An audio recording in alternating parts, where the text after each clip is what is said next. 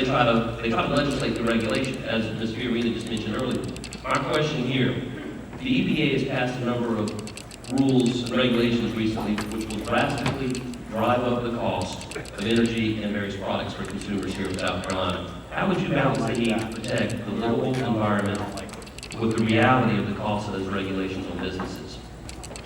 Well, first, frankly, I think all those regulations that were rolled out by the EPA occurred inappropriately. I roll them all back.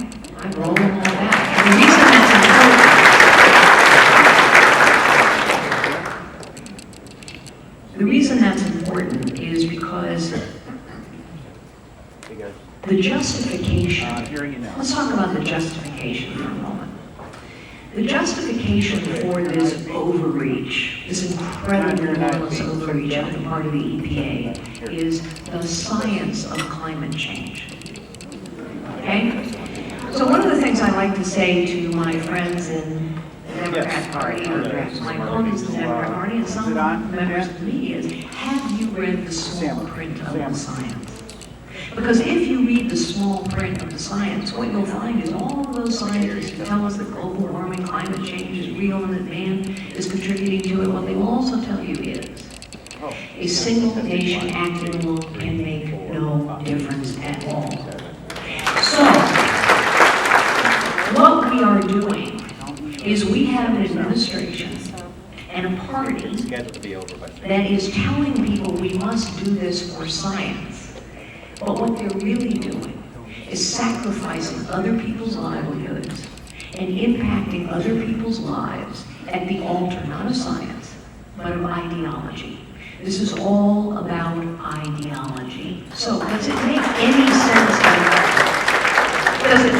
sense at all to drive up everyone's energy costs for no impact at all?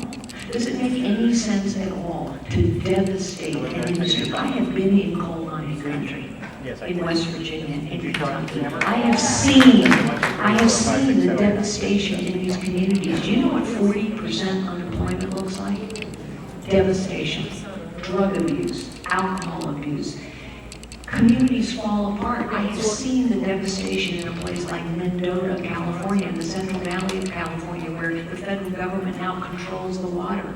And these farmers don't have enough water to save their farms. And literally, we have movements going on in New York City saying, buy tomatoes from Colombia so that we protect the water and the fish. Honestly, I find it really interesting. This is an example. I digress for a moment, don't forgive me. I said at the debate that what we're talking about right now at this pivotal point is a discussion about the defense of the security of our nation, but it's also the defense of the character of our nation. Honestly,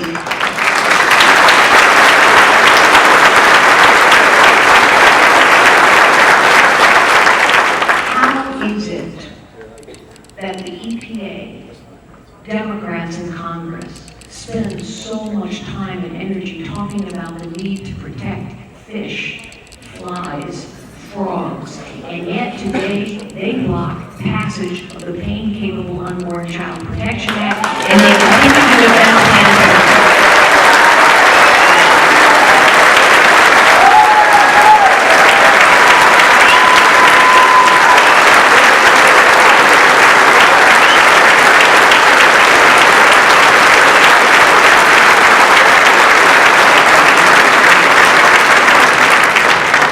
Ladies and gentlemen, we do not butcher babies in this country. That is not what we are. So, what's happening? You have liberals who are prepared to destroy other people's lives and livelihoods at the altar of their ideology. It does no good at all. Here's what we have to do. Here's what we must do. Here's what I will do. A President Fiorina will say, this country must become the global energy powerhouse of the 21st century. We can do it, we should do it, we will do it.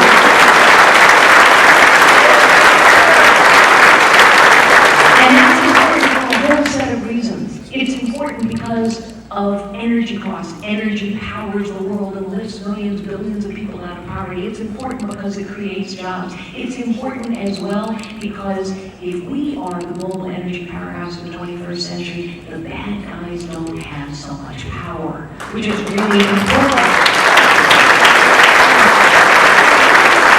And finally, it's critically important because what is always the answer to an intractable problem?